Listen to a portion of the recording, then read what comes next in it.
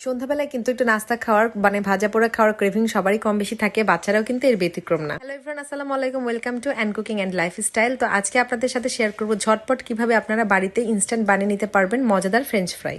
লম্বা কয়েকটা আলু নিয়েছি আর আলুগুলোকে এরকম পাতলা করে লম্বা করে করে কেটে নিব। আর এখানে হচ্ছে আমি লবণ পানির মধ্যে ভিজিয়ে রেখেছিলাম আধা ঘন্টার মতো। এরপরে একটা টিস্যু পেপার দিয়ে একটু চেপে চেপে পানিগুলো শুকিয়ে নিয়ে আমি এখানে অ্যাড করে দিচ্ছি সামান্য একটু গোলমরিচের গুঁড়া, স্বাদ অনুযায়ী লবণ, আর দিয়ে দিচ্ছি সামান্য একটু অরিগ্যানো। আর লাস্টে আমি এখানে অ্যাড করে দিচ্ছি হচ্ছে ময়দা। তো বাসায় যদি অরিগ্যানো না থাকে তাহলে কিন্তু অরিগ্যানোটা আপনারা স্কিপ করতে পারেন, কোনো সমস্যা নেই। এবারে আমি এখানে গরম তেলটা আগে থেকেই হচ্ছে চুলায় রেখে দিয়েছিলাম। যখন হাই হিটে তেলটা গরম হয়ে গেছে তারপরে চুলার আঁচটা একটু কমিয়ে এরপরে হচ্ছে ফ্রেঞ্চ ফ্রাইগুলো আমি এখানে দিয়ে দিচ্ছি। তারপর উল্টিয়ে পাল্টিয়ে আমি হচ্ছে 5 থেকে 7 মিনিটের মতো ফ্রেঞ্চ ফ্রাইগুলোকে ভেজে নেব। আগে কিন্তু হাই হিটে দেওয়া যাবে না, তাহলে কিন্তু ফ্রেঞ্চ ফ্রাইগুলো পুড়ে যাবে আর ভেতরটা কাঁচা থেকে যাবে। এভাবে একটু উল্টিয়ে পাল্টিয়ে যখন এরকম সুন্দর ব্রাউন কালার হয়ে যাবে তখন হচ্ছে ফ্রেঞ্চ ফ্রাইগুলোকে নামিয়ে নিব। এভাবে হচ্ছে তেলটাকে ঝরিয়ে নামিয়ে নেব, তাহলে এক্সট্রা তেলটা কিন্তু ঝরে যাবে। ব্যাস, আমার প্রথম ব্যাচটা কিন্তু ভাজা কমপ্লিট হয়ে গিয়েছে।